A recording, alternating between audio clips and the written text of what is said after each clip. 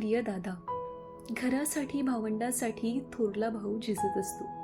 जबाबदारीची ओझे वाहत उन्हा पावसात भिजत असतो. कोड कौतुक हौस मजा वाट्याला कधी येत नाही. आयुष्य सारे कष्टामध्ये खस्ता खात संपून जाईल.